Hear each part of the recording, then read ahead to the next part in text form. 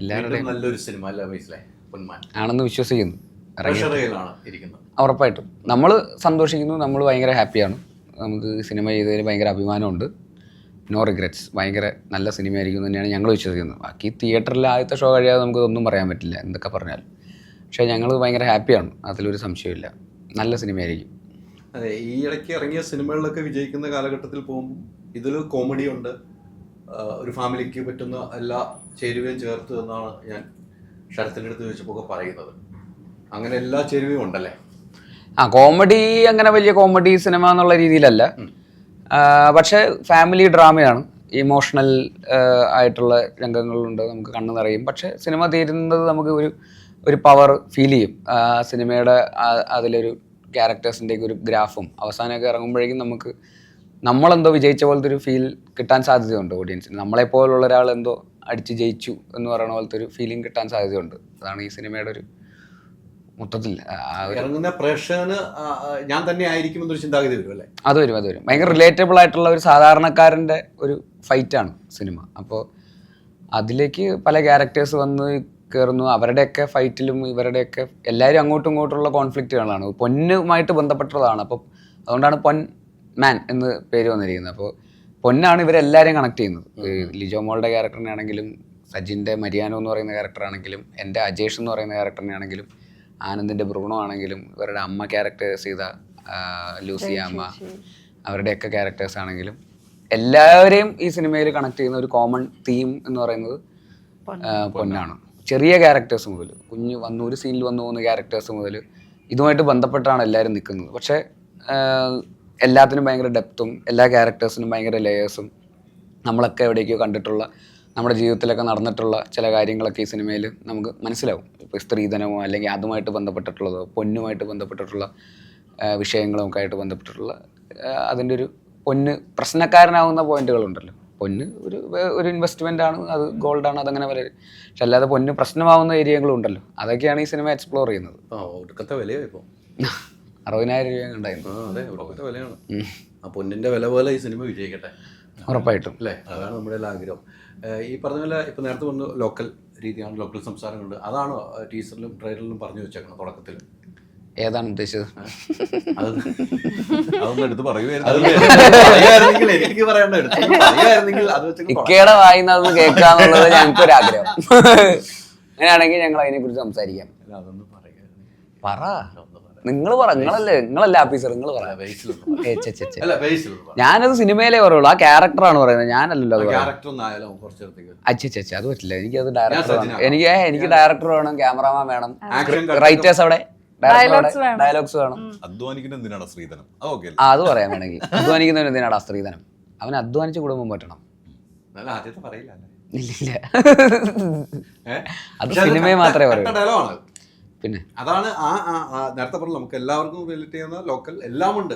ഒരു കുടുംബം എല്ലാം ഉള്ള പശ്ചാത്തലത്തിൽ നമ്മൾ സാധാരണ സംസാരിക്കുന്ന ടോക്കാണ് വന്നേക്കുന്നത് അല്ലേ? ആ രീതിക്കാണ് ഇട്ടിരിക്കുന്നത്. സാധാരണക്കാരായിട്ടുള്ള അവർ പ്രശ്നങ്ങളിൽ അകപ്പെടുമ്പോൾ അവരുള്ളിലുള്ള വൾണറബിലിറ്റീസ് ഒക്കെ പുറത്തോട്ട് വരുമല്ലോ. അവർ അന്നേരം ഭയങ്കര ഷുഗർ കോട്ട് ചെയ്തൊന്നും സംസാരിക്കില്ലല്ലോ ചിലപ്പോൾ. അപ്പോൾ ആ വാശിയുടെയും പറയുന്ന രണ്ടുപേര് തമ്മിലുള്ള ആ കോൺഫ്ലിക്റ്റ് മുറുകി നിൽക്കുന്ന സമയത്തൊക്കെ ചിലപ്പോൾ അവരുടെ ഉള്ളിൽ നിന്ന് പലതും പുറത്തേക്ക് വരുമല്ലോ. അങ്ങനെയൊക്കെ സംഭവിക്കുന്ന സീനിലും അങ്ങനെ ഭയങ്കര റിയലാണ്. അപ്പോൾ അങ്ങനത്തെ വേർഡ്സ് ഒക്കെ സിനിമയിൽ ധാരാളം ഉണ്ട്, പല സ്ഥലത്തും ഉണ്ട്. അതെ അല്ലേ? സിനിമ കാണുമ്പോഴാണ് ഇനി പല സ്ഥലങ്ങളിലുള്ളതൊക്കെ ഇനി നമ്മള് വീണ്ടും റിപ്പീറ്റ് ചെയ്ത് പറയണം എല്ലാ സ്ഥലത്തും. അങ്ങനെ പറയണമെന്നില്ല. എന്തിനാ പറയുന്നത്? നല്ലതൊക്കെ പോയി പറഞ്ഞോ, വൃത്തികെട്ടതൊക്കെ പോയി പറയണമെന്നില്ല. അത് സിനിമയെ മാത്രം കണ്ടാൽ മതി. സിനിമയായിട്ട് തന്നെ കണ്ടാൽ മതി. പോയി അത് പക്ഷെ നമ്മള് പറഞ്ഞൊക്കെ കുറച്ചുണ്ട് നമുക്ക് മനസ്സിലാവും. അതാണ് നേരത്തെ പറഞ്ഞത്. സിനിമ കണ്ട് ഇറങ്ങുമ്പോ ആ പ്രേക്ഷകരിൽ ചിലപ്പോൾ ഞാനായിരിക്കാം, അല്ലെ എന്റെ സുഹൃത്തായിരിക്കാം, നമ്മളൊക്കെ ഇത് പറഞ്ഞിട്ടുണ്ട്. ആ രീതിക്ക് റിലേറ്റ് ചെയ്യാൻ പറ്റും. ഈ പറയുന്ന മാത്രമല്ല, പല കാര്യങ്ങളും എല്ലാം റിലേറ്റ് ചെയ്യാൻ പറ്റുന്ന കാര്യങ്ങളൊക്കെ തന്നെയാണ്. സ്ത്രീധനമായിട്ട് ബന്ധപ്പെട്ടിട്ടുള്ളത് നമുക്ക് നമ്മുടെ കുടുംബത്തിൽ നമുക്ക് റിലേറ്റീവ്സോ അല്ലെങ്കിൽ സുഹൃത്തുക്കൾക്കൊക്കെ ഇടയിലുണ്ടാകുന്ന പ്രശ്നങ്ങളും അതുമായിട്ടൊക്കെ നമ്മൾ കാണുന്നതും പത്രങ്ങളിൽ വായിക്കുകയൊക്കെ ചെയ്യുന്നതാണല്ലോ. പക്ഷെ അതിന് വേണ്ടിയിട്ടുള്ള ഒരു സിനിമയല്ല, അത് പറയാൻ വേണ്ടിയിട്ടൊരു സിനിമ എന്നുള്ള രീതിയിൽ മാത്രമല്ല ഇതിനെ സമീപിച്ചിരിക്കുന്നത്. ഒരു കമേഴ്ഷ്യൽ എൻ്റർടൈനർ എന്നുള്ള രീതി തന്നെയാണ് ഈ സിനിമയെ ട്രീറ്റ് ചെയ്തിരിക്കുന്നതും പാക്കേജ് ചെയ്തിരിക്കുന്നതും. പാട്ടുകളൊക്കെ ആയിട്ട് വളരെ കമേഴ്ഷ്യലായിട്ട് ആദ്യം മുതൽ അവസാനം വരെ 2 മണിക്കൂർ നമ്മൾ മുൾമുനയിലിരിക്കുന്ന പോലത്തെ ഒരു സിനിമയായിട്ട് തന്നെയാണത്. പക്ഷെ കണ്ടിറങ്ങുമ്പോൾ നമ്മൾ ഇതൊക്കെയാണ് ഈ സിനിമ സംസാരിക്കുന്നത് നമുക്ക് ഒരു തിരിച്ചറിവ് ഉണ്ടാവും. പക്ഷെ അത് നിന്ന് അത് സംസാരിക്കാൻ വേണ്ടി സംസാരിക്കുന്നൊന്നുമില്ല, പ്രസംഗിക്കുന്നൊന്നുമില്ല. അതെ, നമ്മൾ ഇറങ്ങുമ്പോൾ ഇപ്പോൾ പറഞ്ഞ ഒരു ഇറങ്ങുമ്പോൾ നമ്മൾ ഇത് സംസാരിക്കേണ്ട വിഷയമാണ് നമുക്കും തോന്നും, സംസാരിക്കപ്പെടേണ്ടതാണ് നമുക്ക് പറയാൻ പറ്റും തോന്നുന്നു. ഉറപ്പായിട്ടും അത്തരം ഒരു സിനിമയ്ക്ക് ഒരു വിജയമുണ്ട്. അതെ, തീർച്ചയായിട്ടും അങ്ങനെ സിനിമകൾക്ക് വിജയമുണ്ട്. ആ വിജയത്തിലേക്ക് പോകുന്ന കാലഘട്ടങ്ങളിലാണ് അത്തരം സിനിമകൾ. വിജയ് എങ്ങനെയാണ് ഈ കഥ കേട്ട് കഴിഞ്ഞപ്പം ഈ സിനിമയിലേക്ക് വരുന്നത്, ഈ കഥയുമായിട്ട്? എന്നെ ഇതിൻ്റെ പ്രൊജക്ട് ഡിസൈനർ രഞ്ജിത്തേട്ടനാണ് വിളിച്ചത്, ഇങ്ങനെ ഒരു കഥയുണ്ട് വന്ന് കേൾക്കുമെന്ന് പറഞ്ഞു. അങ്ങനെ ഞാൻ ജ്യോതിഷേട്ടൻ കഥ നറേറ്റ് ചെയ്യാണ് ചെയ്തത്. അപ്പോൾ കഥ കേട്ടപ്പോൾ നല്ല രസമുണ്ട്. ഞാൻ അപ്പോൾ 4-5 ചെറുപ്പക്കാർ ഞാൻ വായിച്ചിട്ടില്ല, അതിനുശേഷം 4-5 ചെറുപ്പക്കാരും കൂടി വായിച്ചിട്ട് എന്താണെന്നുള്ളത് പറയൂ എന്ന് പറഞ്ഞു. അപ്പോൾ വായിച്ചു കഴിഞ്ഞപ്പോൾ രസമുണ്ട്. ഇപ്പോൾ ബേസിൽ പറഞ്ഞ പോലെ ഇത് പൊന്നുമായിട്ട് ബന്ധപ്പെട്ട കഥയാണ്. ഒരു പൊന്ന് കുറേ അധികം ബന്ധങ്ങളിലല്ലേ, കുറേ ഒരു സമൂഹത്തിൽ കുറേ പേർക്കിടയിൽ ഉണ്ടാക്കുന്ന പ്രശ്നങ്ങളാണ്. അതെങ്ങനെയൊക്കെ പോകുന്നു, അതിനകത്തുള്ള ഈ കഥയ്ക്കകത്തുള്ള ക്യാരക്ടേഴ്സിനെ എങ്ങനെയൊക്കെ ചേഞ്ച് ചെയ്യുന്നു, അവരുടെ പേഴ്സ്പെക്റ്റീവ്സ് എങ്ങനെയൊക്കെ മാറ്റുന്നു എന്നൊക്കെയുള്ള രീതിക്കുള്ള കഥയാണ്. അപ്പോൾ എല്ലാ ക്യാരക്ടേഴ്സിനും അതിൻ്റേതായ ലെയേഴ്സ് ഉണ്ട്.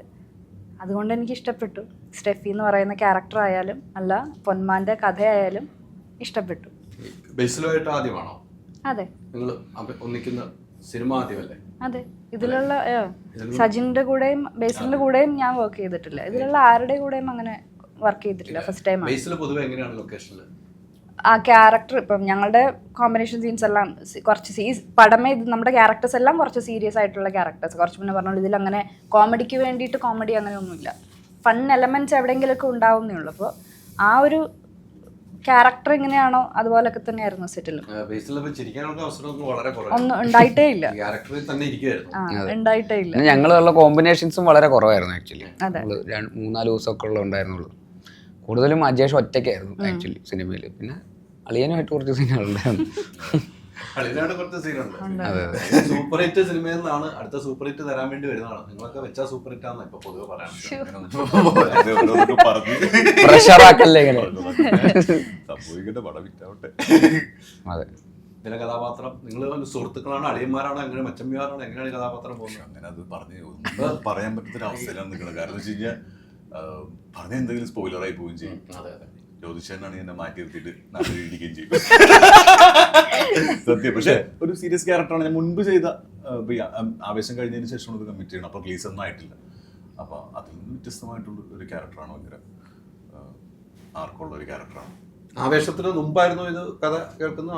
ആവേശം ഷൂട്ട് കഴിഞ്ഞ് ഞാൻ വന്ന് കുറച്ച് നാളിവിടെ ഫ്രീ ആയിട്ടൊക്കെ നിൽക്കുന്ന സമയത്താണ് ഇത് ജ്യോതിഷേട്ടനെ വിളിച്ചിട്ട് ലിജോ പറഞ്ഞ പോലെ തന്നെ ജ്യോതിഷേട്ടൻ കഥ പറയുമ്പോഴാണ് ഞാൻ കേൾക്കുന്നത്. എനിക്ക് ഭയങ്കര ഇഷ്ടപ്പെട്ടു.